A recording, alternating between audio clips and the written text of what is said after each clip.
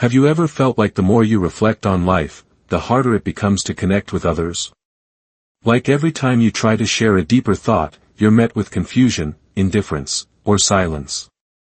You're not imagining it. In fact, this experience has haunted thinkers throughout history. From Simone Weil to Kierkegaard, from Nietzsche to Emily Dickinson, some of the most insightful minds lived lives marked not by applause, but by alienation. And it wasn't because they were antisocial. It was because they saw, and felt, too much. So why does deep thinking so often lead to isolation? Let's begin with a hard truth. Most people don't want to go deep. They want certainty, comfort, and simplicity. Deep thought rarely offers those things. It unsettles. It questions what everyone else assumes. It's not that people can't handle the truth, it's that they'd rather not face it. When you think deeply, you don't just uncover new ideas, you uncover hidden tensions in the culture, contradictions in human behavior, and the fragile scaffolding beneath beliefs most people never dare to question. That's not a fun dinner conversation. That's a social risk. There's a concept in social psychology called cognitive dissonance. It describes the discomfort people feel when they're confronted with information that challenges their existing worldview. The deeper your thoughts, the more likely you are to trigger this discomfort in others. And people, by nature, avoid discomfort, even if that means avoiding you. But here's what's even more interesting.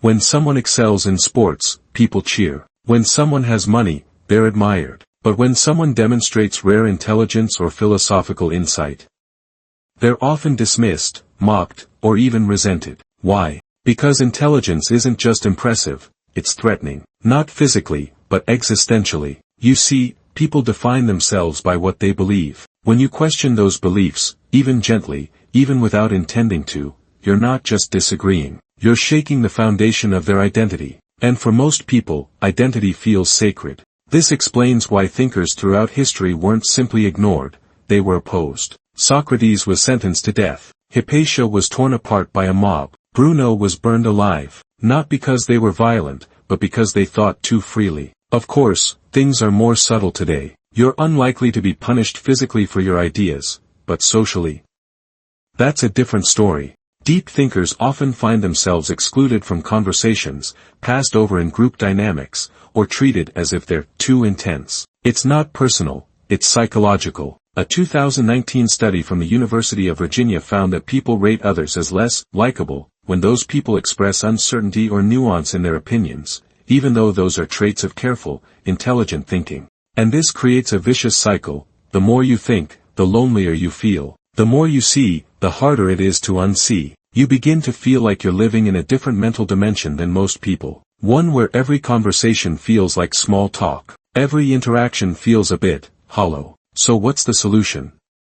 Should you stop thinking deeply just to fit in? But you do need to recognize this truth. Not everyone is meant to understand you. And that's okay. Depth comes with solitude. But solitude also offers clarity, creativity, and authenticity. The goal isn't to be understood by everyone. It's to live in alignment with your own mind, your own observations, your own sense of what is true. And when you do that long enough, something surprising happens. You start to find others who've made the same journey. Not many, but enough. A quiet, scattered tribe of deep thinkers, who may not be loud, but who recognize each other in a glance, a sentence, a shared silence. So yes, thinking deeply can be lonely, but it also means you're seeing the world in ways most never will. And sometimes, that's not a curse. It's a kind of quiet superpower.